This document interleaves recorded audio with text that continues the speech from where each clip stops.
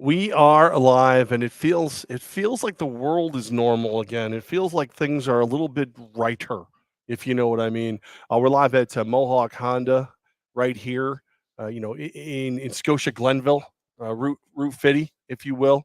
And it's weird because we've been here a couple times, not a little bit, but we've been here a couple times, and each time it's like, oh, you know what, it feels a little better. I couldn't park today. There was no place to park. You mean you couldn't park? There's no place to park.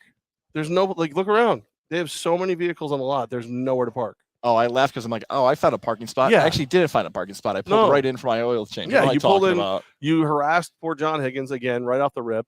Pieces of Goz's car hanging off. No oil, freaking wheels, whatever. It's just like, and they're all laughing at him as he pulls in, and they're like, "Oh, the bear get you again?" I'm like, you mean your banner's attacking you now?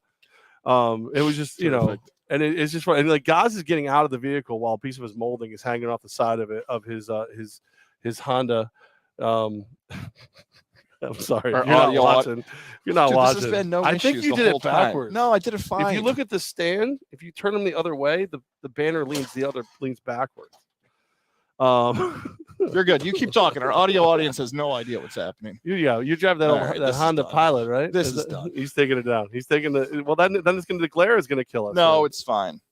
If you turn the feet the other way, it'll rock the other way and it won't be on you. You keep talking about that. So he pulls in and Goz begins. There was like people watching live on Techie Fire and Water Restoration Facebook, Godzilla's YouTube, Mohawk Honda's Facebook or Twitter, I should say, and they all tuned out as soon as they saw you clumsily fighting your banner. They all tuned out. No, so he pulls in, and part of his molding of his car is hanging off the side of his car, and he's now the glare. The glare's fine. The glare's not fine. So you are a wreck. Dude, it was fine the whole time. It was fine the whole time. Was it not? Hold on, can you before you put it away? Okay, here, I'm gonna learn you something there, coachies. So you turn these this way. It's the same direction. No, watch. Our visual audience is getting a treat right now. So we're Jay Larkin's laughing. Now it rocks back the other way. Okay. So he starts telling them that it's not a problem. That it'll easy fix. Yeah. Like Goz has any idea how to fix anything, as he's proving right now. Like, what are you doing? So we're live at Mohawk Honda. Who was that guy who just wrecked that, by the way? I think his name is Tom Gozlowski III. Okay. I think that's who it is. Thank you to John in service, by the way. If you're like me and struggle to figure out exactly what's happening in your life, John will take care of you. Should I text John to see if he can come out and fix this? No. John has enough. I said all I needed was an oil change, and he came back out. This is how you did it again. What? Okay. What do I do now? You're an idiot. John came out and said, "Guys, you need far more than an oil change, and here's your new price." And did he really? Thank you for coming in. Yeah. He goes, don't you ever remember what these numbers and letters mean? I just stared him with a blank stare. But we are back at Mohawk Honda. It is the first time, Levack, since you and I have been back since March. The last time you and I were in here was the plate change challenge back in March. Shout out to our friends Chet Davis and Football in the Know. No, I don't know. I caught it. I caught the Football the bad in the way Know to do things with the guys who were there hosting at Mohawk Chevrolet, but we are here at Mohawk Honda, and we got a packed show, by the way, today. We got our Week 3 NFL picks. We got college football picks. There's a chance by the time our audio audience, even our visual audience listen to this, Aaron Judge could have a new home run record. All of that stuff. Did a very good job. Thanks, man. Coming loose on the top now, though. That's okay. I feel like we should address what's happened since you've stepped foot into Mohawk Honda. You've been like a celebrity since you've walked in here. Yeah, it is a bit weird. I used to get, "Are you Levack?" I used to get, "Where's Goz?" I get a bunch of different stuff, like, "You want a drink?" Now all I hear is, "You moving? You moving? When are you moving?" "Oh, you moved. You still live here? Did you move yet?" No, I'm not moving yet, and I'm keeping my house. Okay, like, this is part of the deal, right? So when I joined the ownership group that has taken over the Columbus Lions, majority ownership of the Columbus Lions, there's still a lot of the original owners there. I said, look, I like my home. I like the capital region. I do not want to be a full-time resident of anywhere else, even the lovely, lovely metropolis that is Columbus, Georgia. So this has been a back and forth, and how am I going to move? How much am I going to move? Where am I going to move? What am I going to do? I'm not moving, Okay, I'm spending about half the month in each place, and then during the season I'll be down there more. So I still have my house. I still see my beautiful daughter. I got the cats. I got Big Truss and Drogon. It's all here. It still can do Levack and Goz periodically, whether I want to or not is another question. But I have not moved, and when I do move, you'll know because I won't be here. That's all. I'm sure you'll have to repeat that again a few more times. It's 2022, and it's a kickoff. Jared says the sign is crooked. Quiet over there, Jared. Jared's a TikTok guy now. That's the funniest thing Jared's ever said. You're gonna get that question throughout up until kickoff. People are gonna keep asking you. Everybody was very polite about it. They weren't trying to kick you out of Albany. They were just like, "Oh, this is awesome." We thought we got rid of you. Here you are. We thought you were like John Higgins, who's one of the nicest guys in the world, who's able to tolerate Goz and fix his vehicles. He's like, "You're here too?" Like everybody thinks I have like a zip line from Columbus. So no, yeah, I'm still here. So you're still stuck with me. I like my home. I'm one of the people that actually likes New York. I'm happy to be here. I'm happy to help the Lions win, and but I'm still going to call Albany my home. Like the Latham, New York. It's my home. That's right. That's good stuff, man. I'm happy. Get your season tickets for the Albany Empire and watch me lead the Lions and kick their ass. Oh. Get your season tickets. Get your popcorn ready. MJF to you right there, heel right underneath. The Lion King is here. The Emperor is no longer here. The Lion King is here, and the Empire's never won a ring without me. So. Here I am. Think about that. Here I am. That's a fact. Before we get into the sports talk today, too, I see social media was a buzz last night because you and I had decided to go on a mandate, and we posted about it on social. And a lot of people have a lot. Let's clear up our mandate. The way you posted it kind of made it look like we were on a date. We were invited by the great Jay Larkin over to I think they call it SUNY Schenectady now. It's Schenectady County Community College, SCCCCCCCCCC. To enjoy a fine meal prepared and served by the students of SUNY Schenectady. Your former alma mater. Is that how that works? Is it alma mater if you didn't graduate? Yeah, I think so. If you I took a bunch of classes there, but I didn't graduate. I've taken classes just about everywhere. I believe it or not, I have plenty of class. I just no degrees. Carmelo Anthony, one and done at Syracuse. You're the Carmelo Anthony of SCCC.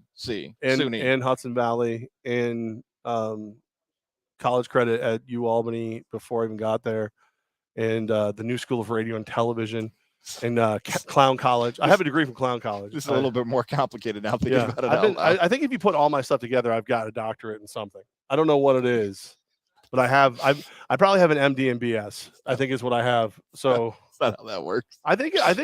I think if I got a good transcript together, I'd probably be living the dream. I'd probably be able to demand far more money. That was a very fun time because Jay lost the bet, and I'm sure Jay will hop in the show later on. He said he'll be watching this during his office hours.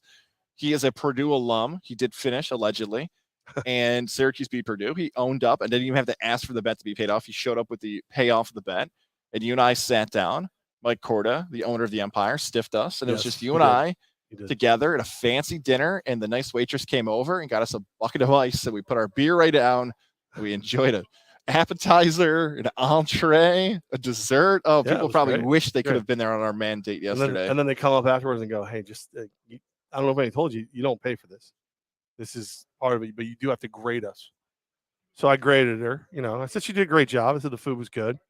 And then in the notes I put, could have used more alcohol at the table, but whatever. No, so it was a very cool experience, and if you ever get the chance to do it, you should 100% do it because.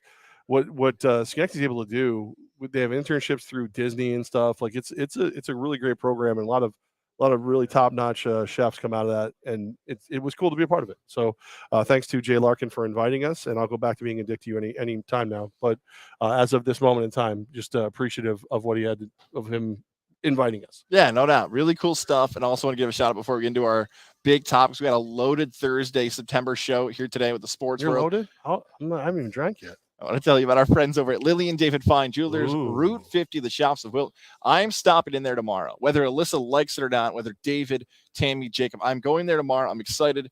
My wife may or might not have jury duty and have timed this up perfect, or I could stop in. The push gift could be on the way, guys. If your wife is pregnant, I have about 5 friends now that have pregnant wives. Push gift. Make sure when that baby comes, she's ready, taking care of her. Or you've got the anniversary or the holiday or the birthday, whatever it might be coming up for you. Lily and David Fine Jewelers can help you find what she's looking for. style, fashion, and more. If you're looking for that, you can find it right there at Lily and David Fine Jewelers. Hopefully she caught that on her video right there. Alyssa and David will be happy. Hopefully she used the slimming, like the lens Oprah has. Because she kind of snuck up on the side. I don't like the side profile pictures. Lily and David will all be promoted here at Mohawk Honda Double, as the video might have that read right there. Shout out to Alyssa, David, Tammy, Jacob, everybody over there. It's a family-owned and operated business, so if you're looking for that big gift, that piece of jewelry, that engagement ring, there's my wedding band right there. Shout out on our visual sign. You can get it right there. Lily and David Fine Jewelers. Who knows? Lunchtime tomorrow, you might be seeing me hanging out, checking out the selection as well.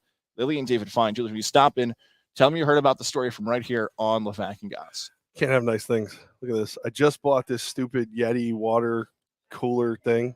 I dropped it already. What is happening to us? You just the table. We got the banner. We got the water bottle. Well, it's usually you, not me.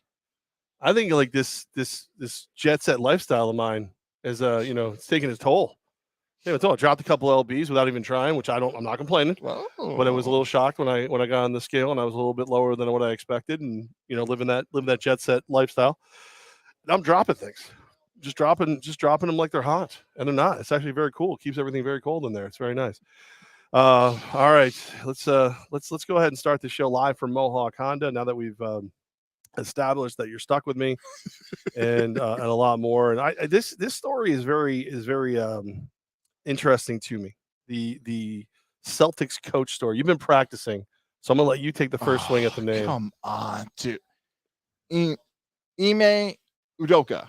I believe that is correct. Let's go. I believe that is correct. Let's go. I should and know if that. If it's not, so be it. I should it know is now. that. That's how his name goes now. He's a Celtic head coach. He was a few wins away from an NBA championship this season, but it wasn't as if he was at a multiple stint coach. Yeah, whatever. I practiced on it. Could have made me some money. Yes. He, according to reports from Woj, and I think the reporting needs to be talked about as well as we get into this, he could be suspended for the entire 2022-2023 season because of a consensual relationship with a team employee. It's the Boston Celtics, a national brand. You talk about some of the biggest national brands in professional sports. Celtics are right in that conversation, and they might lose a head coach for an entire season because of hooking up with somebody who works for the Celtics as well.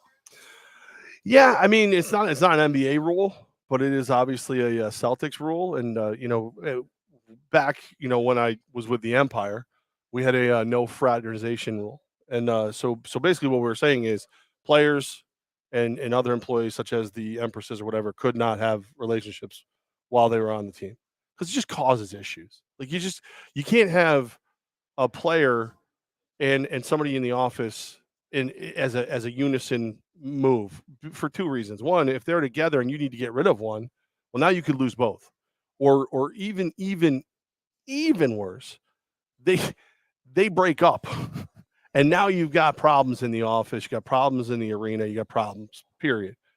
I think it's a smart move by the Celtics to make sure to legislate this, to keep an eye on it, to make sure these things aren't causing issues in their organization.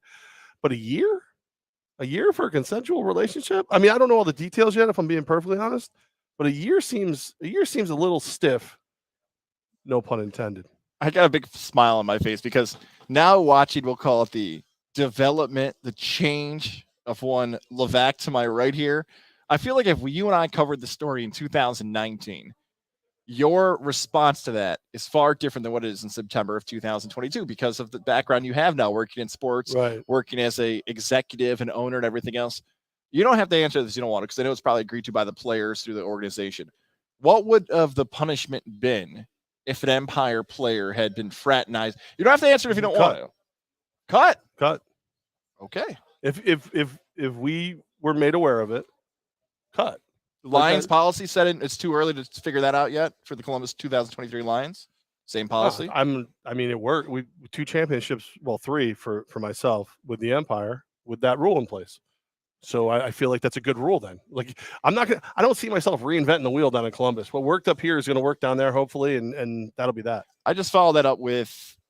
By the way, we don't have a dance team yet either, so that makes it a little easier. We have like 2 female employees at this moment. If you're both adults, yep, you could go to your boss, whoever that might be here in the Celtics situation. It could be the owner, it could be the GM, however the structure set them, say, hey, we're in a relationship, we're letting you know. this is happening. Right. I don't know if that fixes anything. They might be against every organization. Every business is different. That could definitely happen. Some could look at the Celtics head basketball coach and say, you're the boss. Like, even though the owner and the GM have a higher ranking official stuff on the media guide, you're the one running the show. That should be you. Now, just to add a little bit of the social media context to this, Nia Long is an actress. She had been dating the Celtics head coach on and off, engaged, sort of, kind of. So some people pointed and said, oh, wasn't he cheating on his wife? And how did this become public? And why did Woj report this last night like a murder had been committed? Like, breaking news, we have a story about the Celtics head basketball coach, and we don't want to tell you what it is yet. Tune in tomorrow at 8 a.m. Sport. It sounded like somebody had died the way he reported it. Like, it was a little over the top of what, and you mentioned it, a year. Yeah. Not 10 games, not 5, not a fine. Well, also, a year. Like, how does it come out, right? Like, that's the other part of it that kind of makes me more curious than anything. Like, if you're the Celtics, don't you try to handle this in-house and not let it get out? Like, don't you, or is that why the suspension is potentially so severe? Because now it's embarrassing. Because now it's a Woj bomb. Like, it's just the whole. What you want to do is keep as much drama off your organization as possible. You can't keep it all off, but if you can keep enough off, maybe you can get back to the championship. Maybe you can win the damn thing. But like, if your head coach is embroiled in some kind of controversy, and again, I don't know the story completely enough yet to say 100% one way or the other, whether or not I think this is way over the top. But when you sign up, when you sign your contract as an employee of whatever evil organization runs the Boston Celtics, like, Satan Incorporated, I assume is the name. And in it says zero fraternization, all these other things. Well, that's you agreed. You agreed. Now, if the Celtics just kind of made this rule because they went, oh, this is really embarrassing, you're going to get a year suspension. That's bullcrap. 2 consenting adults. Feels a bit severe. Also feels like we probably didn't need to know about it. Felt like there could have been a way to keep it down, keep it to yourselves. But here we are. And if it hurts the Celtics, I'm kind of on board. You might have just said this when we first started this off, and I want to make sure we go back to it. Did you say this is missing a detail? It definitely is missing some details. Okay, you and I both have the same media instincts of, even though Woj is the first to report this, even though this is the biggest headline in sports and came out of nowhere and it's blown up the internet, we have the same feeling that something's being left out. And if this is internally leaked by Boston, let's say the Celtics did it. Hey, we're telling Shams, Woj, Mark Stein. We're getting ahead of it. Exactly. We're getting ahead of it. So nobody digs deeper. Look, you got your clicks, you got your hits. Great. We gave you exactly what you wanted. Stay away. Okay. Now, Boston media is not going to stay away. No. You got to think EEI and the Sports Hub and the Boston, they're digging. That's the biggest story in basketball. Right of course. They're all going after it. But also the harshness, the severity of the punishment leads me to believe there's more to it. Yes. Because, and here's a easy NBA comparison. Robert Sarver, who is the soon-to-be former owner of the Suns and Phoenix Mercury, got a year suspension, $10 million fine. For the career of Adam Silver, who has been heralded as one of the best commissioners in sports, we can really pinpoint that one and say, that's a mistake. Like, Silver, you've been hitting 1,000. You just finally struck out. Everybody in the NBA probably thought, oh, we're giving the guy who was basically the modern-day Donald Sterling a year suspension, $10 million. You guys are cool with that, right? Just put your hands up. Uh-oh. Oh, boy. Everybody disagreed with me. Okay, he's got to go. He got a year, and now this guy gets a year.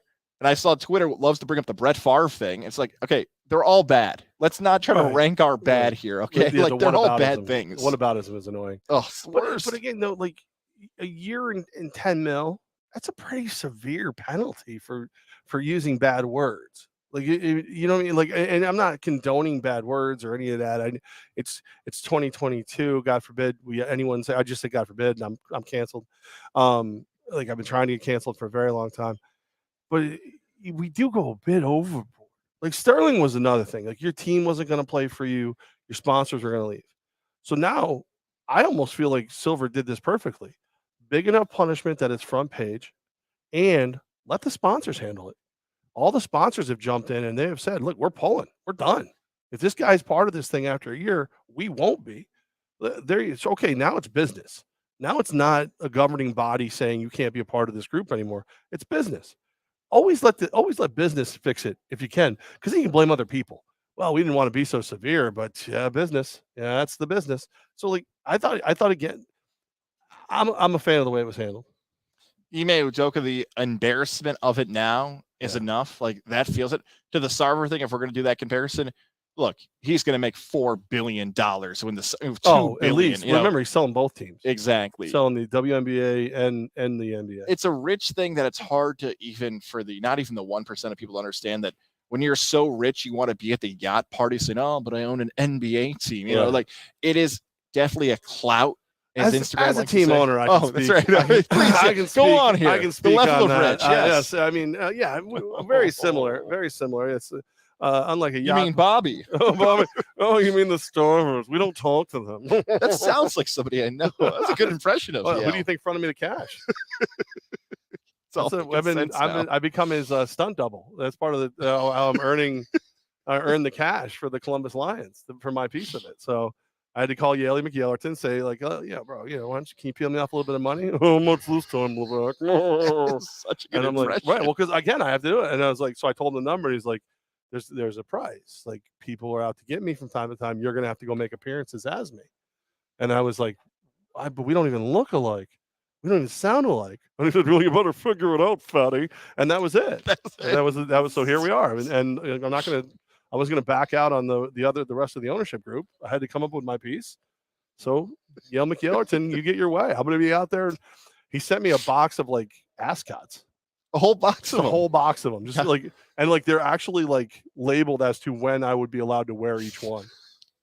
Never after Labor Day on this one, you whale. Like it was, I'm like, wow, everyone had an insult too. No, don't get any gauze hair on this, that friggin' Neanderthal. Nothing would make me happier if somebody in Columbus, Georgia, for your first home game, got a picture of you in like an ascot, just sitting. Look, dear Yale, nothing would make me personally happier. Well, maybe he'll be there. You never know. Oh, you never know. VIP seats. Yeah, but dude, whatever he wants, I can't stop him. He's my backer. What are you gonna do? I would love if George at Johnstone Supply and Troy and Yale were buddies. I don't feel like they'd get along well. No, George would like kickbox, knock him out. You with never one know. blow. Like, Yale would probably respect him. Yale would respect him. Unlike how he feels about you. Tells me all the time how he feels about you. I don't want to hear. No, you don't. No. You don't. It's a thing of nightmares. It really is. The colder weather is here at Johnstone Supply in Troy can help you. 6th Avenue in Troy. Shout out to Jordan Canzeri, by the way. Getting a lot of love. A Troy guy.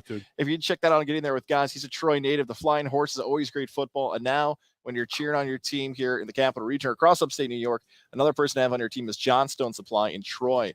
Update your home, man. It's going to be a weird winter coming up. Some of the prices are going to go up. Yeah. Make sure your house is heated properly. Bright and sunny over here. It's black over there. Save that cash. Call Johnstone Supply and Trade where they can answer all the questions you need for those changes coming to your home. 518-272-5922. 518-272-5922. Check them out on social media as well. Johnstone Supply NY on Facebook where they can answer your questions more. The spot is 6th Avenue in Troy. So if it's your furnace, if it's your boiler, maybe your AC unit still had some issues from the summer, they want to help you. Call George and the crew. They will help you. 518-272-5922. Head in on the weekdays, 6th Avenue, Troy. Walk right in. Say, hey, heard about it from Levack and Goz. I'd love to help as the winter is slowly approaching. The fall is finally here. We love George and the crew. Day one, make sure to support them as they support us. Johnstone Supply in Troy. Absolutely. Mr. Aaron Judge, the MVP, if you will. And if he's not the MVP, I think I'm done watching baseball. 60 home runs. I love the way you got the 60th home run. If obviously we haven't been on since that. You're trailing, he gets it. Everybody makes a big deal of the fact that he's not going to be happy because they're still losing. Then Giancarlo Stanton gets it, the grand slam. Like, that was great. Last night's game cracked me up because people are talking about like he had a horrible game when he's smacking doubles around, and Glaber hits 2 home runs. But it feels as though 62 is a matter of when, not if. Yes, it does. The moment's coming. We are talking on a Thursday. Tomorrow's game, as it's been covered, is on Apple TV. It feels like tonight's the night, to quote Dexter Morgan, that both Judge and Pujols hit 700, and Aaron Judge goes for 61 and 62. Maybe our friends over at DraftKings can figure out that boost. Have the Judge Pujols home runs in the same night. Play that to have history be made. You mentioned that Tuesday night game with Judge and Stanton. And it seems weird that a Tuesday in September could be the best moment in Stan's career as a Yankee. And, I love to quantify things with best or top 3. There was something cool, swagger, confidence, that Stanton early in the game got booed by Yankee fans, and then came up and hit a grand slam against the Pittsburgh Pirates at home, wins the game, even though they had there was something cool about the Stanton thing. And I know Judge's the home run, gets to 60, everybody's going nuts. It's hard for me to even understand that even when Judge hit 60 home runs, that still felt like far more like a Stanton night than a Judge night. Well, I felt the other way. Ooh. I felt like it was more of a Judge night when it probably should have been a Stanton night. Like you can't, you don't get the Stanton hit if Judge doesn't get the home run. You felt the energy change across the entire dugout went crazy after the Judge home run. But like that's a game. That's a walk-off grand slam. That's not something. There isn't the annals of sport is not littered with walk-off grand slams. So like so unheard of, so crazy that it's an afterthought. It's kind of weird to me. And I get it. 60 is unheard of as well. But all he's talking about afterwards is Judge. And that's what for everybody who doesn't like Giancarlo Stanton. It's like, dude, think about that. If you hit a walk-off grand slam, is the first thing you're doing complimenting your buddy? Because I gotta be honest with you, I might get to it. I might get around. I might get around. I might maybe I'll throw a quick quick little. Yeah, you know what? If a Judge doesn't hit that home run, I don't get up to win the game. But just like the beer vendor, if they don't sell, you don't have quite as good a time. But it's about me and my grand slam. Like I would have. He continues to be a better person than New York fans have deserved since he's been here. When he's hurt, I get it. But like booing the guy constantly and just it's not his fault that he got such a great contract. It's not his fault that Jeter gift wrapped him and sent him to New York. People act like because he gets paid a lot, we should hate him. Like I'm going to tell you what. Be honest about how good you are at your job. Just be honest. Don't say it out loud because nobody, we know you're never going to admit it outright. Go Raiders. But be honest to yourself. Now tell me, if I was going to pay you double what you're making right now, would you say, I'm sorry, I don't know if I'm that good? I don't know but you keep Pass. that. That seems wrong. No. If you're going to put that money on that contract, I'm going to sign it. And guess what? Every time that direct deposit hits, I'm not going to call you and go, are you sure you don't want some of this back? No, it's mine now. That's mine. It's an awkward compliment too of, hey, Stan mentally hasn't broken down and collapsed yet because we've seen his teammates do it. Sonny Gray, Joey Gallo, Clint Frazier, guess maybe sort of. Clint Frazier was broken when he got there. Okay, that's fair enough. Stan usually physically breaks down. Yeah. There's been guys who mentally just can't handle New York, and I've heard that storyline so often, and you and I have talked about it where I'm like, I feel like that's not a real thing. And then more and more examples are coming out. I'm like, okay, it's definitely real. Like whatever it is, travel, fan bases, fans booing you. Mentally, some guys can't handle it. Right. Stanton has stepped up to the plate, I guess pun intended there, and delivered for the Yankees. And that was a huge win. And now with Judge getting in on 61 and 62, this is Michael Kay has said it. Baseball insiders have said it. We're talking about truly one of the great offensive seasons in the history of baseball, period. Triple crown, like that's in the mix. Yep. 60-plus home runs. Even when McGuire and Sosa and Bonds did it, Bonds got walked a bunch. McGuire and Sosa weren't having that type of production number-wise across the board that Judge was, and Judge is doing all that stuff with his team in first place. And playing hell of an outfield. All those things. All that stuff. Yeah, and it's all of it. I mean, because I keep saying the outfield because I don't feel like people respect what a good outfielder is. It was remember before the season got rolling and the storyline was, I just don't know if he can play center field. He can. He can do that. That's a thing that can happen. It's a fun team to watch again. I don't have the confidence in them in the postseason that I had in them months ago, but I definitely have the confidence that we're going to see 64 home runs from Judge, something like that. And I for one am praying that it happens on Apple TV. Oh, you are? You beat me to my question. 100%. Why do you want it to happen on Apple 100%. TV? Couple reasons. Couple of reasons for that. One, that's what Apple TV paid for, was for something like this. well, how did they know whatever? No, they took a late season Yankee Red Sox game. They knew it was going to be in high demand. That's why they did it. And now they've got people talking about grabbing Apple TV. Okay. The storyline of, but grandma and grandpa don't know how to work Apple TV. Well, stop being a shitty grandkid and go hook it up for them. Put on Ted Lasso. Right. Wow. Right. So like all these things. But now like what's kind of the people I feel the worst for in all of this now are the people who figured it out, went and got Apple TV just in case this happened, and then ESPN and MLB go, by the way, we're going to break in. We're going to show it on everything anyway. So it's like, wait, I set all that up for nothing? I did all that. I taught Grandpa to use it for nothing. I taught Cam McKenna and Brian McKenna how to use it for nothing. And now I could just watch ESPN. What the Bills on CBS? That's what I want to know. Right. They play the Dolphins. Yeah, and tonight football's gonna be on Prime. Okay, figure it out. It's easy. These are the easy things. Fox, where the X-Files were. Right. Remember when people would be like, well, yeah, NFL Network. You can't watch games on NFL Network. Now everybody watches games on NFL Network. You've had enough time, people, to realize you get a Fire Stick, a Roku, a TV that was made after 2010, and I've got a TV in my house that is, Jesus, I bought it when I bought my house, so it's like 2012, 2013. No, I bought it before I bought my house, so it's like it's a 2011, and I wouldn't call it a smart TV, but it's got its GED. It knows enough. It knows not to eat crayons. I can watch Amazon on it. I can watch Prime on that TV. That TV is old, and I can watch on it. Not a problem. You know what I mean? So figure it out, people. That's good. That's just get it up there and make it. Ted Lasso's amazing. Ted Lasso's worth the Apple TV right there. And it's better if it's against the Red Sox because they're going to go on the road to Canada. Poor John Higgins trying to figure out how to tell you. How do I tell Goz? You can just come tell him. Get a new car. It stinks. We're getting rid of it. Okay. John's trying to fix everything for him.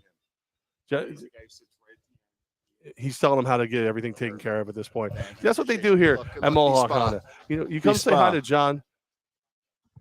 All right. So what John just said is when he heard I was moving to Columbus, he deleted my contact. So he needs me to send it again. So he said, well, if you're moving to Georgia, I don't need your number clogging up my phone. He wants to I deal enough, and then he's like I got to deal with Goz enough. I don't need to deal with you from Columbus. And then he said, so send me your number again. And as he walked away, he looked over. He goes, so I can delete it again. Deleting it once wasn't enough. I'll take care of him. I will take you. John Higgins is the best, the legend right there. I want to delete it again. Full heel mode. He did, and then he did a throat slash. I know. Actually, he's just one of the greatest guys. Like that whole service department, like is phenomenal, and actually the whole Mohawk Honda family is amazing. I'm Mohawk Chevrolet, but I still I was kind of jealous. Goz pulled in, he's getting his oil changed, tires rotated, and all the damage from just day-to-day being a Goz vehicle getting taken care of. And I was like, I'm excited to go see my friends at Mohawk Chevrolet on Tuesday, but I'm like, I just could have just pulled right in. I do find it interesting that you drive the Honda, I drive the Chevy, and every one of these is from Honda, which is 2 minutes from your house. We never do one at Mohawk Chevy, and which is what I drive, which is closer to my house. You know who you take that up with? Our good friend Matt Sames. By the way, I'll never blame Matt Sames because I might need to use the pet lodge at some point. So shout out to Sames Media Group, by the way. New website up there. Shout out to those guys doing big things. Yeah. They're good stuff. And then I like those guys. There's some lady in that office named Sue that we love a lot. So yeah, she's the best. She's okay. I couldn't believe that. Higgins, let me have your contact so I can delete it again. He got like really raspy, sounded like a demon. It's pretty cool. It's pretty awesome. Go get the record, Judge. I want to see it happen, man. Yeah. I want to see it happen. Do it. Get it done. Hey, how are you? There are some attractive people here. Yeah, there is. Have you seen, speaking of non-attractive people, there's somebody here who looks a lot like Ryan McCarthy from No Credentials Required. Here? Yeah, he's wearing red. You'll see him.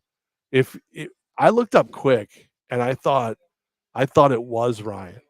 And I got really nervous because, as you know, I look at Ryan McCarthy the way I would deal with like Mike Myers or Jason Voorhees. Because like everybody runs and hides, right? All they do is walk. So if you just keep them in line of sight and keep walking, they'll never get you. You know what I'm saying? That's how I Yes. treat Ryan McCarthy. If I know where he is and I can see him, he can't get to me. You know? Yes, that's right. This is like a classic horror movie. He did mention on the comments on the Godzilla YouTube, did Yaley McYellerton give you an ascot for the Yale-Harvard game? And when will Cornellington make an appearance on this show? I don't think Cornell is even in. I don't think it's even respected as part of the group. To be honest with you, Andy Bernard from The Office is not happy about that. Yeah, I'm pretty sure that like Yale looks down its nose at Harvard, and then they both look over like way down their nose, like maybe directly under their grundles at Cornell. I wonder if that. I think he wants me to be Cornellington because of the long younger guys who got invited to a Cornell football camp. I think Ryan remembered that somehow. And then they saw your grades and were yes, like, nope. That's exactly right. I remembered I checked out and said, all right, let's just go grab some food, Mom and Dad. This isn't going to happen. It's time to go. We're live here at Mohawk Honda, where they always go out of their way to please you. Scott Moynihan here. Yes. By God, that's Scott Moynihan's music. He's back. Good God Almighty, he's back. Oh, very cool. It's awesome, man, to be back here at Mohawk Honda. So many cool people. So many always helping out the people here in the capital region, upstate New York. So many people are looking for a new vehicle. 2023 is on the way. Your chance to get a 2022 as well. Mohawk Honda, where they always go out of their way to please you.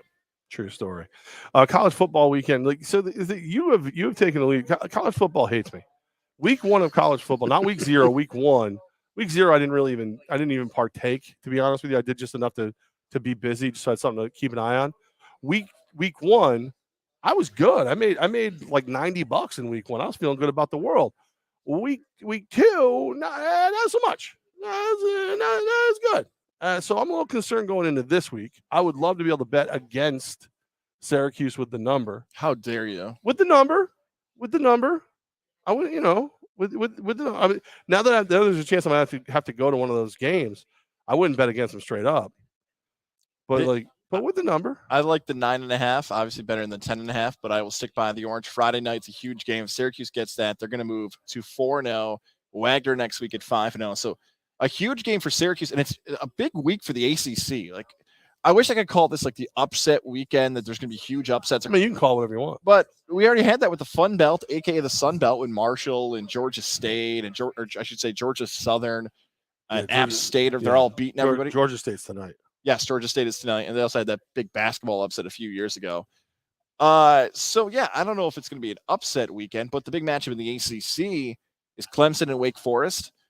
That's an ABC nooner at Wake. Nooner. So maybe Wake, the team last year who went pretty deep into the season, can shock Clemson, who's struggling. Like we mentioned, Syracuse is there. North Carolina's undefeated. Duke is undefeated. Kansas is undefeated. I know they're not in the ACC, but Kansas, UCLA, Kentucky, those are all basketball schools, are all undefeated right now. I think the most intriguing matchups, though, are on the West Coast. Okay. Because Oregon got smacked by Georgia earlier in the season, and they are heading out to play Washington State, the former Mike Leach's. I think the Ducks are in trouble, and USC, or some people are calling it Transfer U, Portal University, where you've got Caleb Williams and Jordan Addison, the best quarterback wide receiver combo in the country. They take on Oregon State. Now, USC has been one of the most impressive teams in the country. Best offense, best quarterback wide receiver.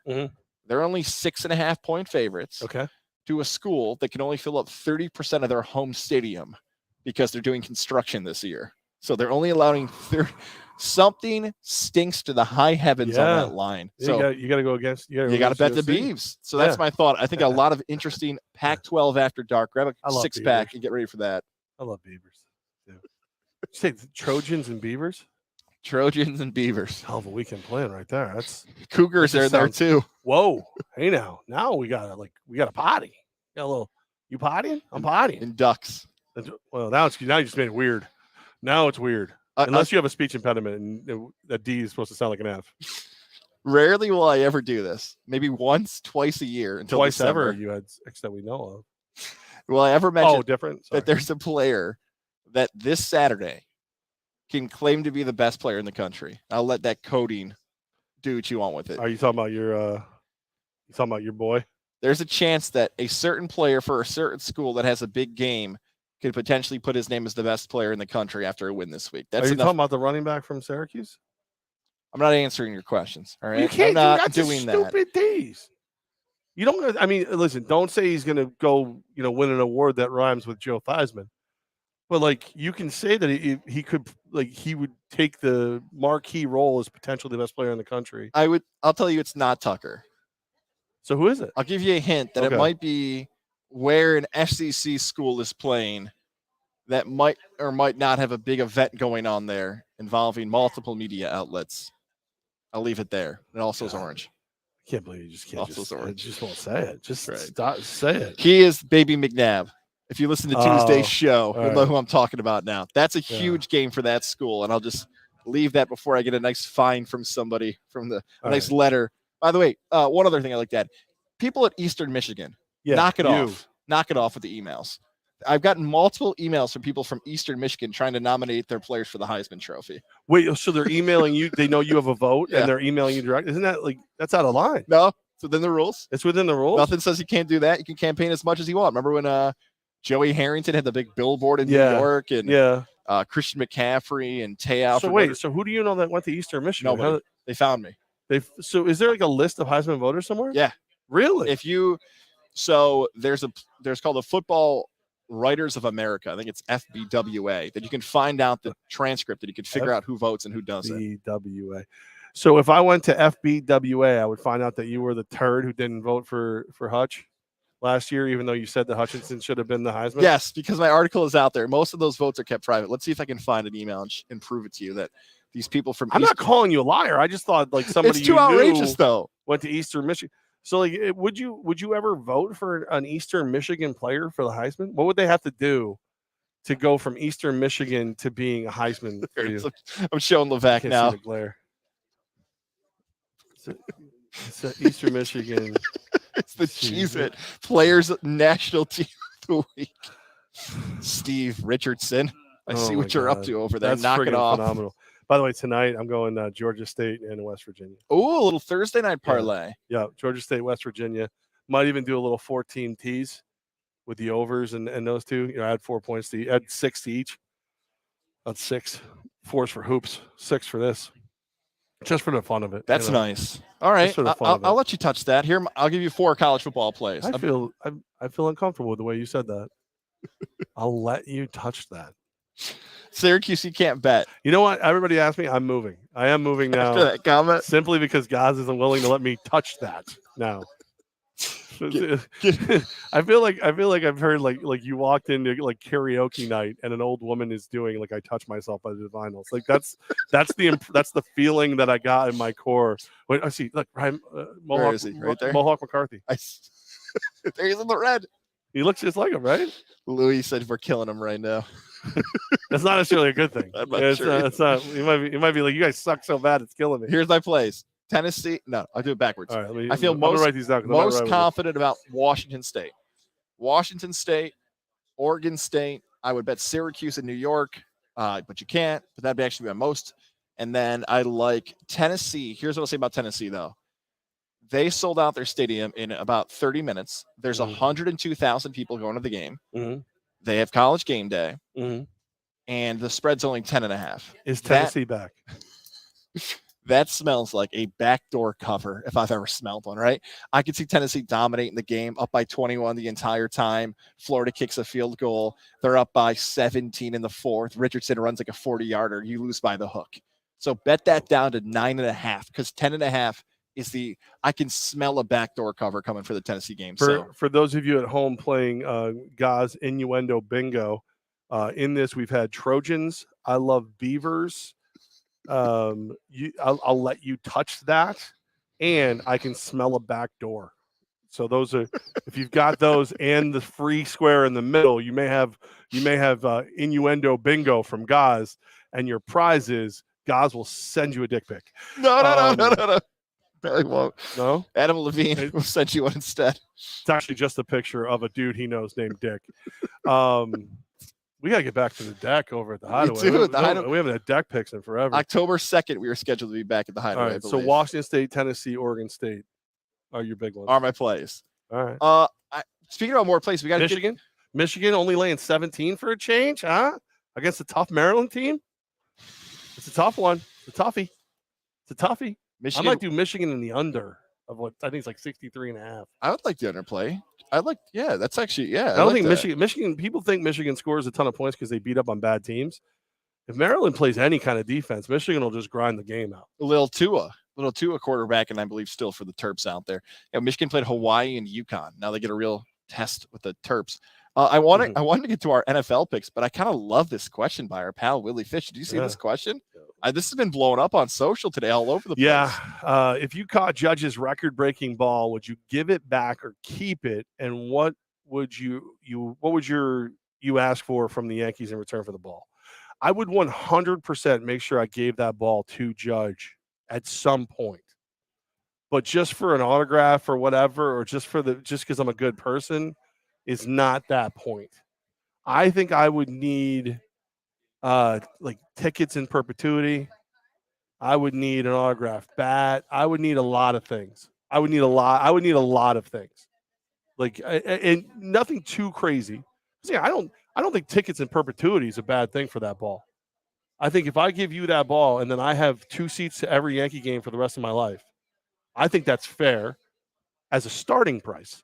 And then I need an autographed bat, and I need Judge to do my voicemail. A couple other things on top of that. But the beginning is a pair of tickets to every Yankee game for the rest of my life. Dan, our friend Boston Dan at Hooters, Chad at the Hideaway is the official / non-official business consultants for Godzilla Media, aka I got questions. I'm texting you guys about it. I think they would both tell us it's a bad business move because I would do the same exact thing you just said. I would go tickets, maybe a picture, maybe a signed jersey on them out. That's all I'd want. And imagine Mike Corda. Mike Corda would have that thing on eBay before he left left Yankee Stadium. It would be up for how many thousands? Screw you, Judge. He'd be out the door. He starts an OnlyFans with the ball. How much can I make before I sell it? Right. The ball would go on tour. He would just have it. He would have it. First thing Mike would do is show up at my house and be like, you know what this is? And then give me the bird. But yeah, no, those guys. See, I think the difference is you and I don't like money's nice, but it's not one of our chief motivating factors. Where like those guys, like because they have to pay bills and all those things on that kind of level, money's more important to them. Where we want to be good people and have fun. Yeah, I don't think there's a price that I could sell all those Yankee tickets. I would feel I'd be a king on StubHub. You would. I'd crush it. Do you think that's our profession? We feel differently about this because we cover the athletes for a living and we talk to athletes before. No, I just think it's because we're broke. Okay. I think when you've never had a lot of money, you don't care. Money, like guys who have got enough money to do things are like, oh, money's like awesome. And we're over here going, what's that? That sounds nice. How's Bitcoin doing for us? Oh, no, not as good as anymore. I don't even have I have a weird take here. And this is something I prided myself on. I don't think I've ever asked you this in 6-7 years of hosting together. Okay, so foul ball at a baseball game. Mm-hmm. I've caught one before. Mm-hmm. It's always cool to catch it. I actually used to pride myself because people like the Michael Wilbons and the Jim Romes and the old school media guy would rip the fan saying, I can't believe you're chasing after a foul ball. Like they got one in the concession stand for 10 bucks. Like it was hard for me. And if we're doing pregame, like how many footballs are on the field? Like you could grab a football in 2 seconds. You see it in the NAL where fans are diving for the ball. Oh my God, they're trying to catch it. And, it's a part of the experience. Until I had Rex, that was the first time where I'm like, wait a second, I have a little bit of an advantage where if the kid didn't get a foul ball, I could get one. I could be on the field and give him a ball.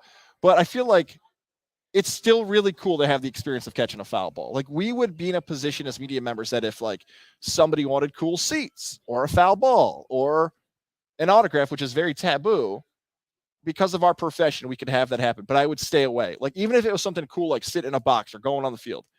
For kids, I don't think I'd make that their baseline. I think they'd have to be a little bit older so they understood what they were doing. You kind of did this with your daughter a little bit with concerts, though. Yeah. Well, what do you mean? Oh, like what you would give? She got a mix of seeing the behind the scenes stuff, but also understanding this is really cool and very different than what most people experience might be. When she was really little, Barney was on tour. Yeah.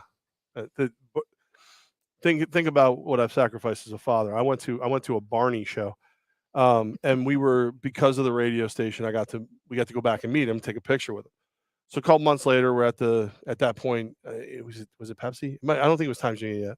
we're at the arena again, and it's Sesame Street. And the opening act hits, and Bert and Ernie are out there jumping around. The kid gets up, and she's like, "All right, let's go." She's like, 3 years old, 4 years old, whatever. Let's go. I'm like, where are we going? I'm gonna go say hi to Bert. And I'm like, well, honey, you can't do that. So because she met Barney at her first ever like show experience, she thought that was what you did. You just walked back and said hello, and they would take a picture with you whenever you wanted. So, but no, like, and now like I chase that. Like I try to like do the cool thing, because like some of the stuff we do, if she was a more of a sports fan, she likes sports, but it doesn't motivate her the way it does us. She would go nuts, but she's just like, oh, that's cool.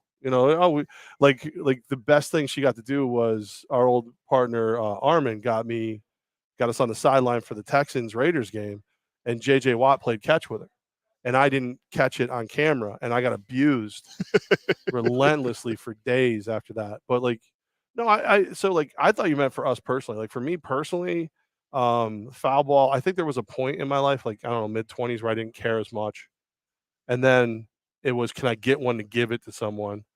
And there was like now I think I just want one, and then I'll decide what I'm going to do with it afterwards. Like if I get a foul ball or a home run I'm probably keeping. Foul ball, if I get one and there's like a cool kid near me that was like, oh man, wish I had got that, good catch, I'd be like, here, cheers then. If I got one that's like, you suck, I'd be like, yeah, but I got a ball.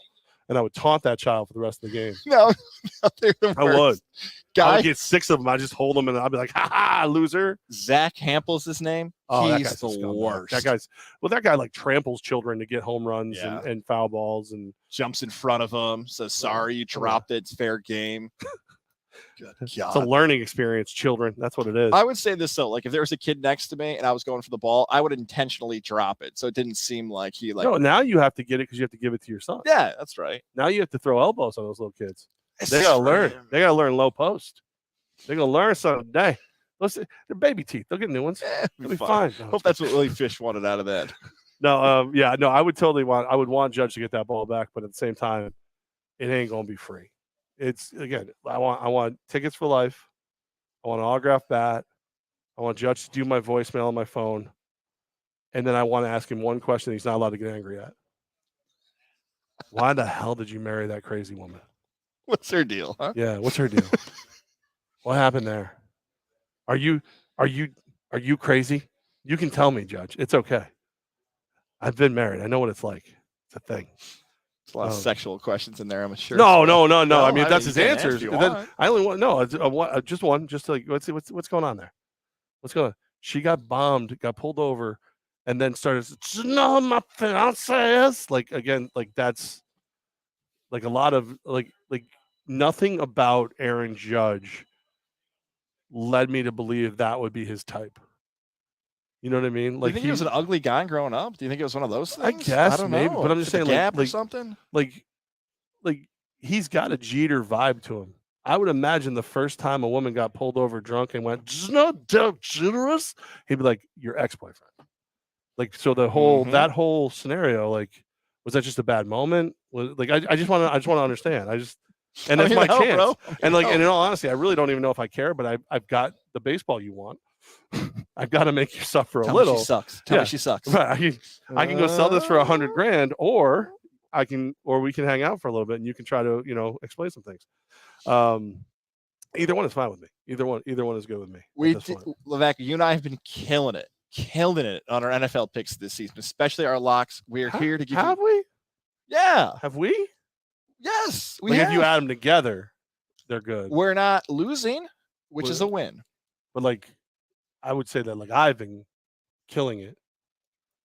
You've been treading water. Less killing it. Just mediocre. Besides my locks. My you're 8-0 in your locks? 8-0 with my locks. I don't believe that. 10-1 on Goz and the Go. I believe that there's some editing. No. Like I feel like we get to our picks and it's like, and that's why my pick is the Lions. Like it's a whole nother. I think you're cheating. I feel like you're cheating altogether. All right, you write these down. You listening right now, watching, however you're watching the show. We're going to be on Tech East Fire and Water Restoration's Facebook page. Godzilla Media's YouTube, or the Mohawk Honda Twitter. That's right. And the NFL action is in full swing here at DraftKings Sportsbook, an official sports betting partner of the NFL. We're talking touchdowns, big plays, and even bigger wins. And new customers can bet just $5 on any NFL team to win and get $200 in free bets if they do. If that's not enough, everyone can boost their winnings with DraftKings stepped up same game parlays. Right now, for every leg you add, you can boost your winnings up to 100% with payouts bigger than ever. Why bet on football anywhere else? To make things even sweeter, you can throw down on stepped up same game parlays once per game day all season long. Download the DraftKings Sportsbook app now and use promo code 518 to get $200 in free bets if your team wins when you place a $5 bet on any football game. That's code 518. Only at DraftKings Sportsbook, an official sports betting partner of the NFL. Minimum age and eligibility restrictions apply. See show notes for details. I got two issues with DraftKings right now. Okay. One, they're not in Georgia yet, because that would help my life a lot. Two, there was no doubt in my mind you were going into a commercial, because if you had said the NFL season's in full swing as the beginning of what you were going to pick, I would have abused you relentlessly. like, come on. You're DraftKings. Like, you don't have to do that. You don't have to lean on that cliche. I don't write the copy. But even full swing, that's baseball. Baseball's in full swing. It is. It was. The NFL season's upon us. Full kickoff. That's right. They want to make sure I get it right. You're hearing a lot of DraftKings spots. We're very happy to have them as partners. I will take it up with their copy. I love DraftKings. You don't like the copy? I think copy's terrible. Copy's terrible. You know what that is? That's like I used to say, you're programming to your lowest common denominator. Like they had to do that because somewhere they've endorsed someone who's going, and that's why I think football should be smoother on the ends. You know what? Football's in full swing. And they had to write it so that he would be able to read it. That's right. Don't worry, all this will be cut out of the audio side. Don't worry. None of this will make it out. If you're watching now, it'll all be cut out. This is a compliment to DraftKings. All be cut out. All of it is a compliment to DraftKings. Again, the great state of Florida could use a little DraftKings. And Florida wants to get in there too. That'd be great. Georgia, Florida, and I'd be happy. I'd be happy with the world. I would too, because we love DraftKings. Promo code 518.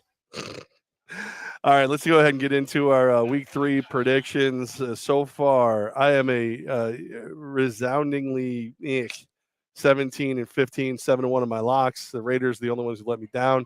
And it looked like if they had only played a 30-minute game, I'd be perfect. Goz is 16-6, apparently. 16-16. I put a 1 in there? 16. Unbelievable. But yet, he is somehow 8-0 in his locks. 8-0. Which I am throwing a challenge flag on. I don't believe him. Not even a little bit. Not even one tiny iota. Oh, yeah. I believe him. This is my moment. I think it's like, and by the way, if you were here at Mohawk Honda, Route 50 in Glenville, where they always go out of their way to please you, as he was putting that together, and he goes, "Oh, Levack, you're 7-1 in your locks." And then all of a sudden he goes, "And I'm 8-0. Like, it was like he totally, whatever I had, he was going to be one better. It was like if I was like, yeah, if I was 6-2, he would have been, oh, look at me, I'm 7-1. Yeah. So, all right, let's get in this Thursday night football. When we're doing this, there's still time to before then, and it is the Cleveland Browns at the Pittsburgh Steelers. What is the current line? Browns again. Line scored in DraftKings. Browns 4-point favorites, over under 38. And before you answer, Levack, give your take on this game, I have a stat. Mm-hmm. Hopefully you don't have the same stat I do. The last 7 times an NFL game has been listed at 38.5 and under. The under is 7-0. Yeah, they do this on purpose. Like you never want to go under 38 because you're thinking to yourself, couple bounces this way, couple plays that way. Pick 6, whatever. Next thing you know, you're well over and you got a lot of game left just to sit in your remorse and wish that you had bet the over. But that is a super low total. If I was going to play the total this evening, it would be the under. So maybe a small play on the under. But I'm going to go ahead and take the Browns here. I think that you're looking at 2 teams that are actually like very similar in the quarterback situation. You know, neither one is playing the guy they wish they could. You've got stud backs. Najee Harris is back this week. You've got talent around the board, but I think there's just more talent in Cleveland. I think top to bottom, Cleveland's the more talented team, even with Jadeveon Clowney out tonight. I'll take the Browns -4. I could see this being like a 17-6 game. This is my first lock, so mark it down. Also, under tonight. Steelers-Browns, my first lock of the game. Also, same feeling for you about Cleveland. This is a Cleveland win. Divisional game. Nick Chubb is playing 2 weeks into it. 2 weeks into it. Can say he's the best running back in football. He's having a lot of good success early on. That's how Cleveland's going to win games. Running the football, really good offensive line. Stefanski focusing on the run attack. That's how Cleveland wins. And Pittsburgh has a lot more issues, and it's been more injuries than anything for Pittsburgh earlier in the season. It feels like it's been like that for about 3 seasons. Pittsburgh's just not as good as Cleveland. The dog pound's going to be woofing. Whatever that elf's called at the 50-yard line. Brownie. Yeah, Brownie's going to be creepy. Browns. That is creepy. That is super creepy. What is it? KC, the Kansas City Chiefs, are at the Indianapolis Colts. Colts 5.5-point underdogs at home, over under 50.5 in that game. I got zero faith in Matt Ryan run offenses at this point in his career. Like, he used to be Matty Ice because he had ice water in his veins. Now he's Matty Ice because his game is so freaking cold. So I think the Chiefs you're in a position where I can take Patrick Mahomes over what's left of Matt Ryan. I'm going to go ahead. I'll lay the 5.5. I think the Chiefs are on the "How dare you question us" tour. So give me the Chiefs. I'll lay the 5.5. The Colts have made me look more wrong than any NFL team so far this season. I felt like they could win the division. They could get to 6-1 because of how easy that schedule looked and how they matched up with those teams early on. Yeah, let's talk about Matt Ryan. I thought about this comparison of Matt Ryan when I was driving over here today about what Matt Ryan would be. Here's the nicest way to put it. If Matt Ryan was a horse, at this point, he'd be glue. He'd be glue. It'd be over. It's done. Well, no, he'd be out to stud. No, glue. They're going to skip it. It's not even worth it. It's not even worth it. Those passes in Jacksonville, terrible. Like 4 or 5 yards over guys' heads. I know Pittman got hurt. I get their best. Terrible. This is Eli. This is Big Ben. It's a bad decision. Get the Bryce Young Photoshop going for Indianapolis. This is Kansas City all day. Patrick Mahomes. Clyde Edwards-Hilaire's having a good season in the backfield, too. I'm with you on this one as well. Kansas City and Indianapolis is bad. They got bad real fast. They're bad. Yes, real fast. You got the New Orleans Saints are at the Carolina Panthers. NFC South battle here, 1 o'clock kickoff. Panthers, 2.5-point dogs at home. Over and under in this one, 41. Man, I've looked at this a couple times because I don't think the Saints have played as well as I thought they could so far. I definitely have questions about the quarterback, obviously, and a lot of the stuff going on there. I think Kamara's playing this week. It looks like he is, and if that be the case, that's more than enough to beat a really, really bad Panthers team. Matt Rule and Baker Mayfield are going to do a commercial where they're both turning off the lights on the stadium because there's no one else there, and they're both fired. So it's just a thing. Give me New Orleans -2.5. I'll lock that down. I'm going to lock that up. Give me the Saints as a lock. I needed my 4th. I'm going to throw that in there. This is my past game of the week, my least confident play of the week. You know what? I'll probably get to one later on. Divisional underdogs at home. I love those plays. It's a go-to Goz play every single time. Would have loved this a lot more if it was Carolina at 3.5, 2.5. They don't deserve that. They haven't played like that. They haven't shown they're that good of a team against the Giants. Earlier in the season, Carolina's 0-2, and I thought they could be a playoff team. I will take the Saints because there are too many question marks with Carolina. You said Matt Rule's name there. The play calling has been, we'll say, questionable at best. Horrendous. Yeah, early in Carolina. I like New Orleans in that one as well. And they haven't played. The Saints haven't been good either, by the way. They haven't played close to better than awful of Carolina. I'm like on the fence. Like, that was going to be my lock, but then I had another one I kind of liked. Can I make that like a tentative lock? Yes, I might. Because I might come back. I might. A Sunday change to line moves? I needed a 4th. No, I'll do it before the end of the show. All right. I'll do it before the end of the show. All right. So then we've got the Philadelphia Eagles at the Washington Commanders. This is one of my locks of the week. It is the Eagles and the Commanders, an NFC matchup. The Commanders getting 6.5 at home, over under 47. This, my second lock. I'm taking the Commanders all day. You just heard a lot of the explanation as to why. Divisional team at home getting points. But Philadelphia's hot. Philadelphia's really good. You watch them on Monday Night Football. I think dominate's an okay term to use against Minnesota. Cousins didn't play well. And all the hype's around Philly now. And everyone's going to bet Philly. Carson Wentz going up against his old squad. A little determination there. Defensive line can maybe halt the physical running attack of the Eagles. Philly wins. Washington covers. Levack and Goz live from Mohawk Honda. I also am using this game for my lock. But I'm locking it in with the Eagles. Oh, our I'm first laying the different lock of the The year. lock Okay. off, my friends. Lock it down. So here's the thing. These revenge games. These like, oh my goodness, he was their quarterback and now he's on this team, and like that only works if one, the quarterback you're talking about was wronged by the other organization, and two, if that quarterback's teammates like him. And neither of those things are a thing in this game. No one in Philadelphia liked Carson Wentz. I have no reason to believe that anyone on the Washington Commanders likes Carson Wentz. I feel as though the Eagles will take great joy in stomping the life out of Carson Wentz. So I think the Eagles will come out with extra motivation. They will handle their business and they will lock it down. I'll take the Eagles, lock it up at -6.5. Less than a touchdown. Let's go. This might have to be our first under the orange roof beer bet of the season. Listen, I'm actually in the great state of New York this weekend. So if you wanted to watch it together, we could. Hey. I may even have a gift card left from that fine establishment you just mentioned. I don't. I used mine. You're such a slob. I hate you so much. All right. We've got the Detroit Lions are at the Minnesota Vikings. -6.6-point favorites. Vikings at home, over under 53 in this one. This is one of those games where, like, I really, like, before the season started, I thought the Vikings were going to be a really, really solid team. I still feel that way, but I can see where there might be a little more growing pains than I thought. The Detroit Lions, I wanted to like them. I wanted them to be like a true contender. I want to go that far to say they're a contender, but they're playing for their coach. My lock on this game is over 53. Is that where we're at? Over 53, because the Lions give up 32.5 points a game. They score 35.5 points a game. These are the third and fourth worst defenses for yards per game in the NFL. Both of these, 433.5 yards per game for the Vikings. Over that, 440 some odd yards a game for the Lions. The Vikings so far have been able to keep a lot of those yards out of the end zone. I don't think that happens in this game.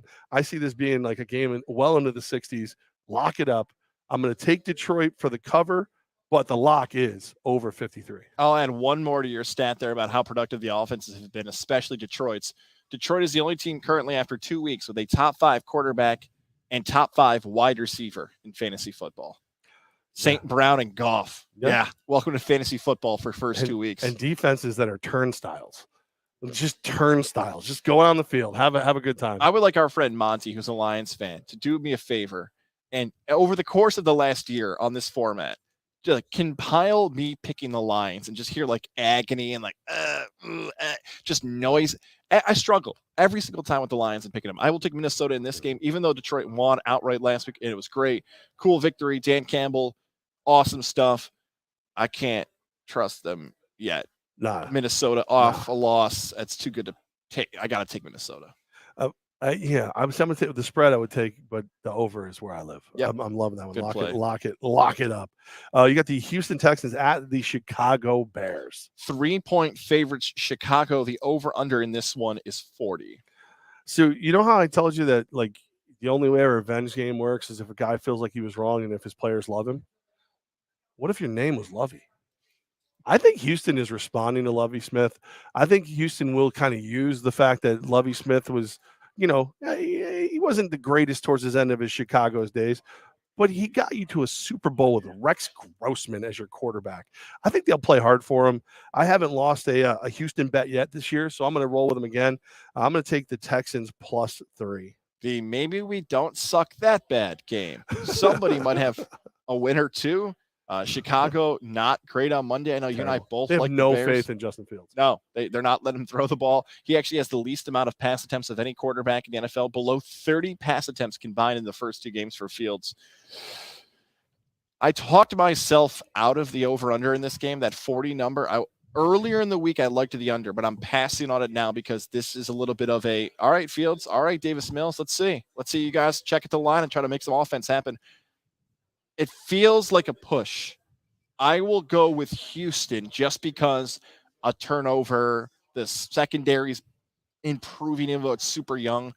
Maybe they trick Fields into something that smells like a push to me, like Chicago late field goal wins. If it gets to 3.5 run, 2.5 run, I will go Houston And I liked the under a lot better on Monday. All right. All right. How about the Raiders at the Tennessee Titans? Ugh. Titans coming off their loss, getting smashed by the Bills. The Raiders overtime loss. It's the Titans as a 2.5-point underdog at home, over under 45.5. The Titans suck. The Titans are terrible. You love picking against Tennessee. I do. And the Raiders sucked me in last week, and they played a great 30 minutes of football. Sadly, there was 30 left to go and then some because they just could not stop. They couldn't get a first down, and they couldn't stop Kyler Murray. I looked at this game earlier today at about 1 o'clock, maybe 2, and the Raiders were a 1.5-point favorite. The money's on the Raiders on the road in Tennessee. I believe this is what will be known as a stick a fork in them game, as in the Titans are done. The Raiders get right against the Titans. I'll lay the 2.5. If we had to call it something the diaper game of the week, the line that stinks the most, isn't this the diaper game of the week? Shouldn't this be 5.5, 7? Raiders should be favored by that? I think the Raiders had 2 heartbreaking losses. The Raiders lost to a potential playoff team, should be a playoff team in the Chargers. And they're a few plays away from beating Arizona. If Hunter Renfrow can hang on to the football, Arizona's a playoff team from last season. The Raiders are way better than Tennessee and have played better than Tennessee this season. I would take the Raiders too. I thought it'd be higher. Maybe, hell, move it to 7. Get yourself a nicer payout. I'm not locking it, though, because it stinks too much. I like the Raiders still in this game. All right, look at us agreeing on something. How about the Baltimore Ravens at the New England Patriots? This should be a very good game. It's the Patriots as a 2.5-point underdog at home, over under 43.5. I expect a very angry effort from the Ravens. I think the Ravens come out looking to prove that last week was a fluke. Normally, I would look at Belichick versus a quarterback like Lamar Jackson, who's more of a runner, who likes to throw inside the numbers, not great at throwing outside the numbers. And I would think, advantage Belichick. I think New England's in a rough way right now. They're playing tough football. They're trying to grind it to a halt. I don't think it's going to help them, especially when you look at how well Lamar Jackson performed last week, and the rest of that team has got to feel like they owe him one. I'll take Baltimore. I'll lay the 2.5, even at Foxborough. Whatever team loses this game, I have a nice smile on a face for a morning radio show host in either one of those cities, because this is the fan base that's going to freak out the most going into week 4. Because if Baltimore gets to 1-2, after the blowing the loss to Miami and losing to a potential New England team that's not better than them, they should be pissed because they should be 3-0. They're that good. New England could be 1-2 after getting trounced in the opening week by Miami and potentially get blown out here. I will take Baltimore because Baltimore is better than New England, even though the game's in Foxborough. But whatever team loses in this one, don't be surprised if that team even nationally gets a headline of what's wrong with insert loser of this game. And I think it's more likely to be New England. Max Kellerman somewhere like I told you 6 years later. All right. The Jacksonville Jaguars are at the Los Angeles Chargers. Who will have more fans in the stands?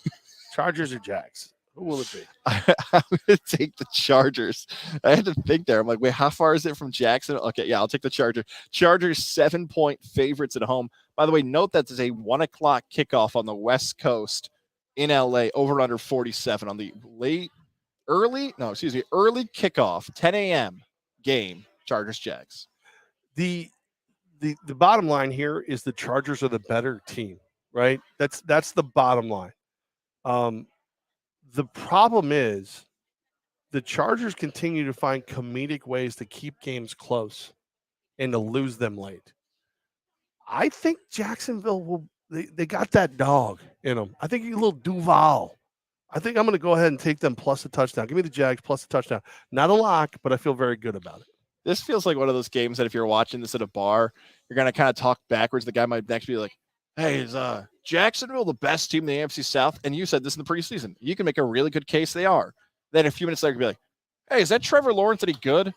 Right. And then I'm just still like, I feel like it should be yes. If you're going to win the division and you're a number 1 pick and the best prospect in 30 years, of course I don't know still.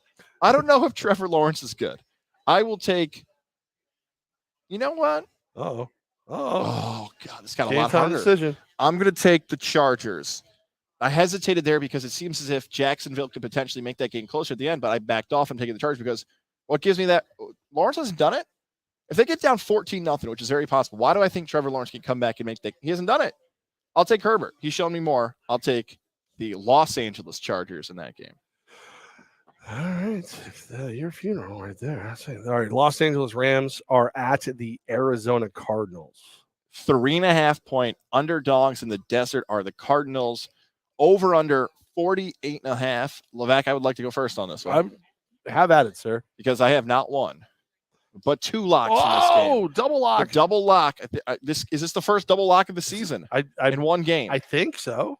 I have a double lock. I also don't here. listen to this show, so I'd like the Cardinals. Arizona against LA. It's a bad matchup for the Rams. They get Cliff Kingsbury and Sean McVay. Both want to be the smartest guys in the room, and Kingsbury is going to pull out some wild plays. James Conner's dealing some issues in the backfield. They got to figure out how to run the football. But I like Arizona plus 3.5 in this one at home, and I like the over. I'm going to say this is going to be the highest scoring game of week 3. Wow. 48.5. This is going to sound bizarre.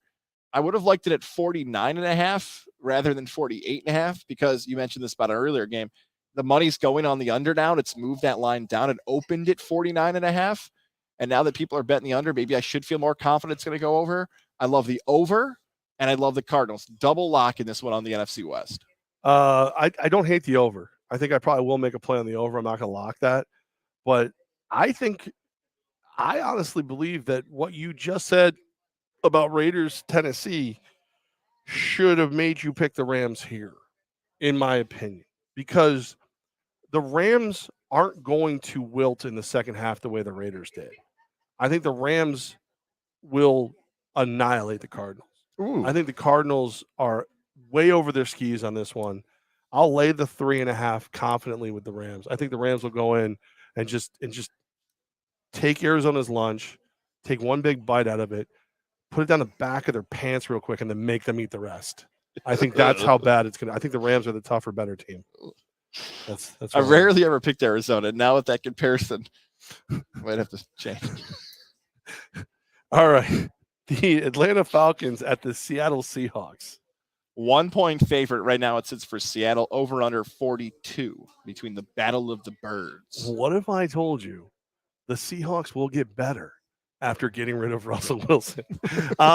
Listen, I think this is a terrible game. I don't think this. I think you if you said if you're in a bar and you're watching this game, I think if you're in a bar and people are watching this game and they're not wearing like a Falcons or a Seahawk jersey, they obviously have money on this game because no one's watching this game for enjoyment. I'm going to go with Seattle -1 because I think Seattle's better at winning ugly than just about anybody. So give me the team that knows how to get in the mud and get it done. This is where I wish there was a camera on Scott Hansen during the NFL Red Zone to see if people would cut over to Hansen and be like, Scott, if you keep it up, we're cutting back to Falcons Seahawks. I swear to God, we'll do it. You better not even give me that He's look. Like, Hansen's like, I got to pee really bad. Go to whatever game is live. It's Seahawk Falcons. I'll hold it. I'll take Atlanta because Mariota feels like a better quarterback it is than Geno Smith. The offense for the Falcons wasn't terrible. No. Against the Rams. The Seahawks only look good in week 1. They're supposed to stink. They go back to stinking even in front of the 12th man. I will take Atlanta. And what should be is we both agree on this one, the time to go get dinner, and we'll watch something else before we get some better games at Sunday and Monday night. I really hope it's just accompanied by blooper music the entire time. That's what I think would make it fantastic. Battle of the Bays, Green Bay at Tampa Bay. Man, I feel like such a hater. I feel like our guy Andre, who's a Bucs fan. There's so many Bucs fans that are popping up now. I'm taking the Packers again. What? I've picked against the Bucs 3 weeks. Who have I become? Who am I? You're going to take 1 point over your beloved Tampa Bay Buccaneers. Here's why. Because Green Bay smashes them in the regular season. Green Bay killed them 2 years ago in the championship. I should go back the year the Bucs won the championship. Green Bay slaughtered them in the regular season. Brady got him back again. But something about these matchups, same thing with the Saints last week. The Saints have owned the Bucs in the regular season. History tells me the Packers is the better play here. And Aaron Jones, how he ran the football last week, Tampa hasn't shown me that the defensive line is better than last season's defensive line. I'll take the Packers, and I cannot believe for the 3rd consecutive week I've picked against my Bucs. How's that worked out for you so far, though? I'm 0-2 picking against my Bucs. I think you go 0-3. I really do. I think Green Bay is going to be a roller coaster this year. I think 1 week it'll be Aaron Rodgers of old, and then the next week it'll be old Aaron Rodgers. Like, it's just something about the way this team plays doesn't really impress me. And if anything, I feel stupid for thinking the Bears were good enough to beat an NFL team without a monsoon last week. I think Tampa will rise. I think you'll see Brady get better and better as weeks go on. I think having Mike Evans suspended, yes, sucks, but willing to friggin' fight for Brady, like physically go after somebody. I think that says something to the rest of the team. I think Tampa will continue to rise. I'll take your Buccaneers. I think for the third straight week, I'll take them, and I'll lay the 1 point. It's in the Battle of the Bay. Be right again. Yeah. So this is one I almost locked that one too. By the way, that was almost a lock. So I'm actually kind of putting that's like lock adjacent at the moment. I might pull back the other one. The key might be in it. Key It's might like be taken out. if I could find the key, if I knew where you're out drinking all night, I almost got it. How about the San Francisco 49ers at the Denver Broncos? Chef Mike, Niner fan. Yep. You'll be happy to know I've done a complete 180 on the Niners. I've trashed them all summer, said Trey Lance is a bum. I'd like to say my Trey Lance joke again, but there's wonderful people sitting here, and I'll keep that for another show. They're better with Garoppolo. They're a better team with Garoppolo, and Denver stinks. You said this in August. You said this in July. Denver hasn't played well, and they're still 1.5 point underdogs at home. There's a reason for that. I will take San Francisco. It feels more like a Super Bowl team now for the Niners than it did earlier in the season. My only note, and you can look and say, Jimmy G, greater than Russ. That's what it says. Yeah, that's all it says. So Russell Wilson has been a mitigated failure since he's got to Denver. They are historically terrible in the red zone. They were lucky to get a victory on their home field. If I went through and you do that list, of like pluses and minuses, am I going to stay with this job? Am I going to dump this person? Whatever. Pluses and minuses. Coaching staff, I'm going plus San Francisco. Quarterback, I'm going plus San Francisco because I just don't think Garoppolo I'm not expecting as much from him, backfield. That's probably if Debo's running the ball too, plus San Francisco. On and on and on down the line. It's San Francisco. They're the better team. And the coaching difference is astronomical, in my opinion. Buddy Hackett is not who you wanted. It's not who you wanted. You took him because you thought he was bringing Aaron Rodgers. Like, Buddy, you hired Buddy Hackett as your head coach because you thought he was going to – it's like when you invite you invite somebody to a party because they might bring a cool person with them. Like when Goz gets invited to a party and he walks in and I'm not there too, people are like, wow, we screwed up. No. That's what happened when Denver hired Buddy Hackett and didn't get Aaron Rodgers as well. So this is a lock. Give me the Niners. Lock it down. The 1.5 points is a blessing. They're going to win by at least a touchdown. Who would you rather have coaching the Broncos? Nate Hackett or Nate from Mohawk? Buddy Hackett. You'd rather have Buddy Hackett. Yeah, I'm a Raiders fan. I don't want him to be good. Right, okay. Nate from Mohawk will figure it out. At least he'd be amped up, bringing a bunch of energy. He dresses better too. Could be a little Ted Lasso feel too. Oh, it'd be a big Ted Lasso feel to it, like reverse Lasso. Yes. He'd come and be like, well, I haven't been coaching my kid's soccer team, so I think I got this figured out. All right, so we're into the New York games, right? We're into the New York games. What is the thing in the Lasso sign? It's a stupid. Keep swimming. Believe. Oh man, I really botched that. I just They're not. We're cheering you. Okay, thank you, Ted. That's better. Thank you. It's been a while since we've used that. All right, so here we go. The New York teams, Cincinnati at New York Jets. Last I looked, Cincinnati was a 5.5 point favorite on the road.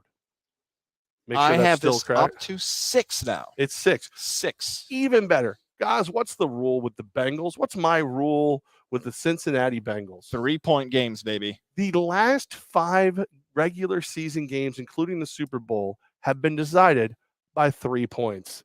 2 games this season, 3 into last year. As you dig back further, it's like, I don't know, it's like 9-3 games not decided by 3 points. So you get more than 3, you take the other side. Give me the Jets +6. Big game Bob Saleh. He's keeping receipts, and he's going to keep this thing within 3 and maybe even get another W for Gang Green. I want you to be good. Actually, you know what? You know what? Big game Bob, I'm rolling with you. Take away that New Orleans lock. It's gone. Whoa. No New Orleans lock. Lock it in. Lock it in. The Bengals cannot finish a game outside of 3 points. The Jets +6. Lock it in. I'm rooting for the Jets. I want them to be good. We joked. I don't know if this actually. I don't know about good. I'll just take +6. I believe this made the air. The CBS 6 joke of that they got ripped off the Albany TV stations because people complained the Bills fans wanted Bills Dolphins. This game's been taken off our local televisions now because of the lack of interest, it seems, in the Jets or the hype of Bills Dolphins, which we'll get to in a second.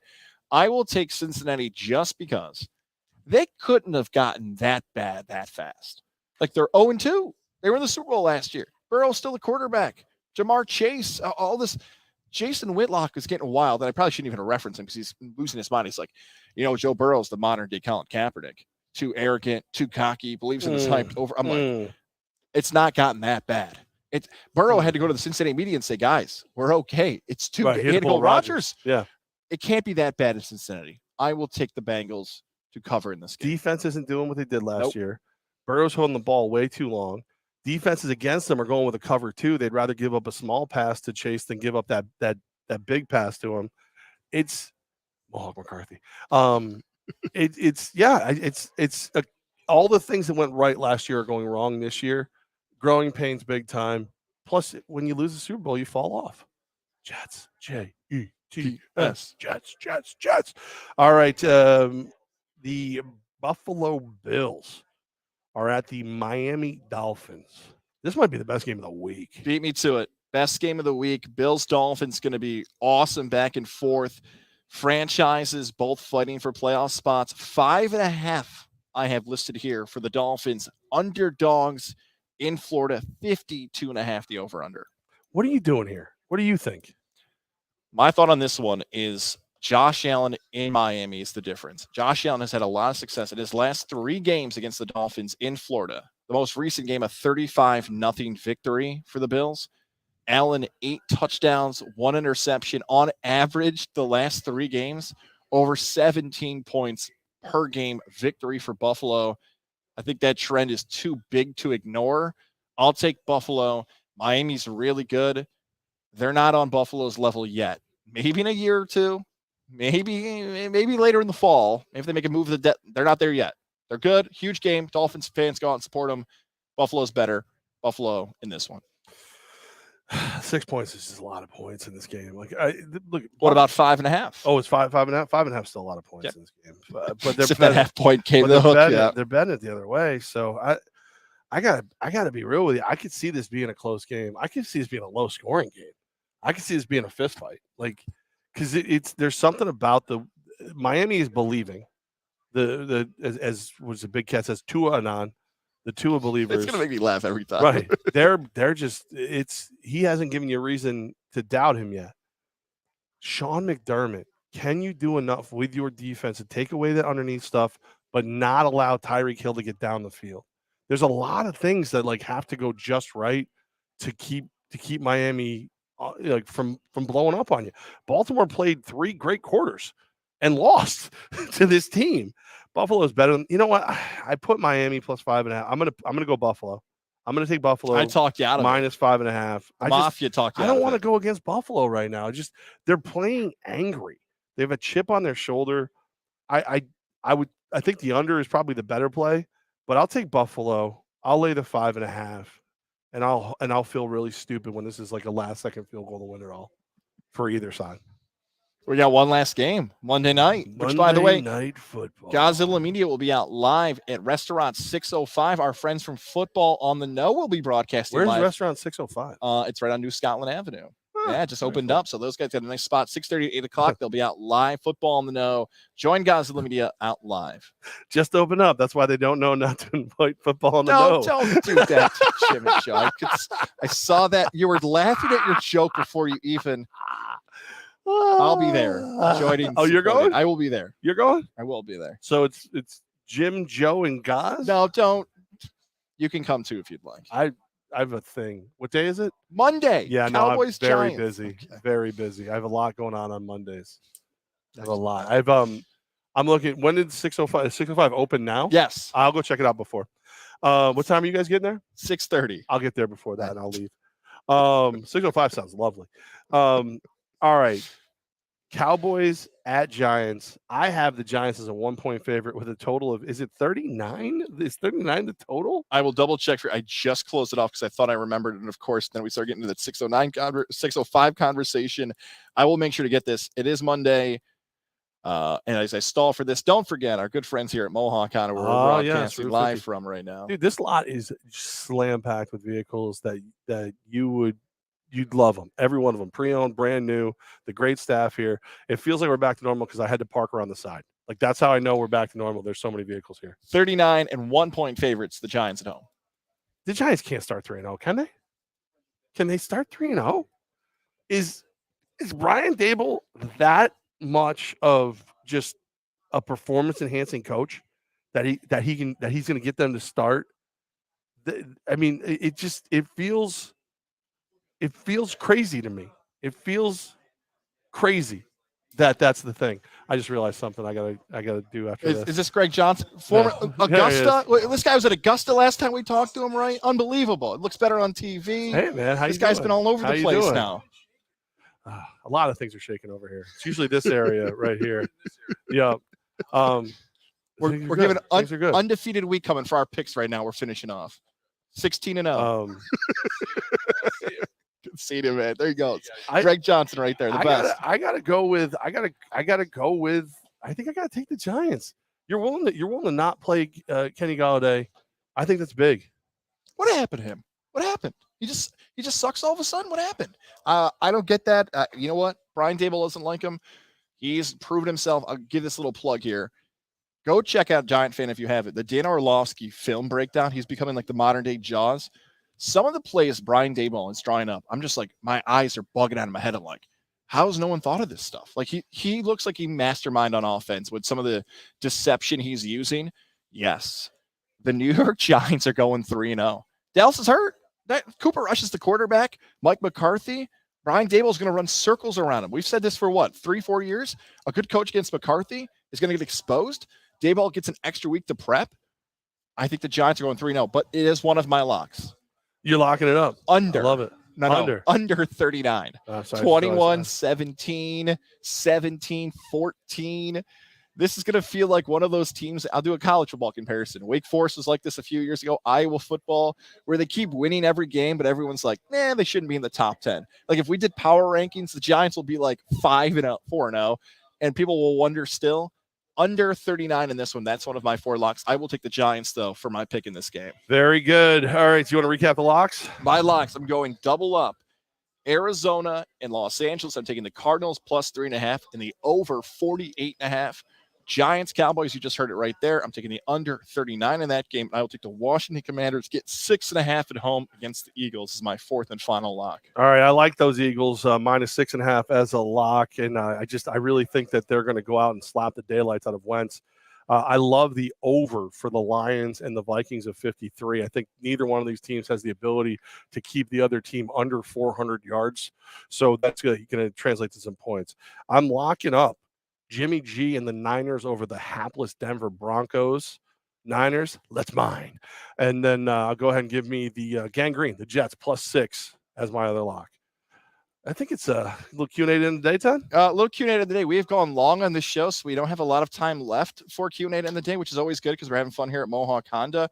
I want to get to 3. Tommy Gross had one. I think he was busting your chops on one. I know Tommy's a day one, so I wanted to get to his comment. Do you see it there? You want me to pop it for you? Yeah, I got it. Okay. Tommy Gross. The bigger question is, how are the Raiders and Browns going to find a new way to lose the game? Listen, Tommy, I got to be honest with you. Tough talking Tommy. I have zero doubt that the Raiders will figure out how to lose a game with the way they've done it so far. Browns, the Browns have a built-in excuse with the Watson thing. The Raiders really don't have an excuse. The Chargers game they were in and out of. Chargers are a very talented team, but the way they lost, the way they lost to the Cardinals, that was terrible. So mean-spirited, but reasonable question, in my opinion. Our guy Connor, shout out to Connor, man. He's usually here. Damn, guys, just missed you. Wanted to swing by. All right. We were still here. We're still here, Connor. Philly Wish, our guy. This is a tough survivor pool week for me. I'm going Cincinnati, but not confident. Already used Baltimore and Denver.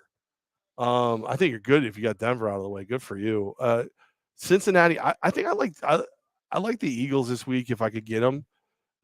Cincinnati, they could very well win, but I don't think they'll cover. I would tell you to take San Fran this week. That's a good one. I like that. The problem with San Fran is you might have taken them week 1 and you're already out. Survivor people. It's hilarious that we said in our week 1 preview, this is one of the toughest Survivor polls of all time, and I was out week 1 because I took Tennessee. Great. I got Corey from Greenwich. Hi, Ghazi or Goozy, apparently. After what you've seen so far in college football, is it Georgia and everyone else? Is there a different team nobody's talking about? Georgia's that's a good question. Corey, as much as grief as we get you, your college football questions aren't as bad as I usually like to give you grief for. You got some decent ones. He's getting better. He's asking like more guided questions. I would say Georgia's played the best of any team in the country so far, and they're going to have a test against Tennessee. If Tennessee looks good against Florida, I think it'll be a great game. And they also have the world's largest outdoor cocktail party against Florida later on. Yeah, Georgia's number 1. Georgia's played the best. USC's played really well, but we mentioned earlier in the show, they got a tough game. Is there a team that surprised me that's playing better than I think? I know this is going to sound strange because there was so much hate. Oklahoma is doing well. Oklahoma was supposed to be dead because Lincoln Riley left and Caleb Williams left. Dylan Gabriel, the former UCF quarterback, is doing well. Brett Venables, a former, I believe, guest here on Levack and Goz. That's how I cite his name. Was he on our show before? Brett Venables. I'd say Oklahoma's surprisingly very good this season. Last question's coming from Steve Adams. When are the pink panties coming out, guys? You wuss. When? I've noticed, Mr. Adams, that my Venmo has not been filled. We gave it to you last show, and I see Godzilla Media doesn't have a payment through for you. I knew maybe Twitch. We talked about Twitch. You wouldn't know what to do with that much money. I would put pink panties on. Is what I would do with that money. That's a fair point. It's a fair point. Maybe Twitch in 2023. All right. Thanks to our friends here at Mohawk Honda. We had a great time as always. Make sure you get in here. Mr. Moynihan's running around ready to make a great deal for you. You got the Hondiva in here. We got Mohawk McCarthy. He doesn't know that's his name, but it is now. It looks just like Ryan McCarthy. Mark this on your calendars. We will be back October 27th. That's the next time we're scheduled to be back here at Mohawk Honda. I see people kicking their phones out now. October 27th. And I will have been to Georgia and back by that time. So don't have to ask me if I moved. You don't have to. That'll be a thing. All right, everybody. A little advice for you. I don't know. Why don't you give advice for a change? Don't ask Levack if he moved. That's good advice. I like that word. I like that.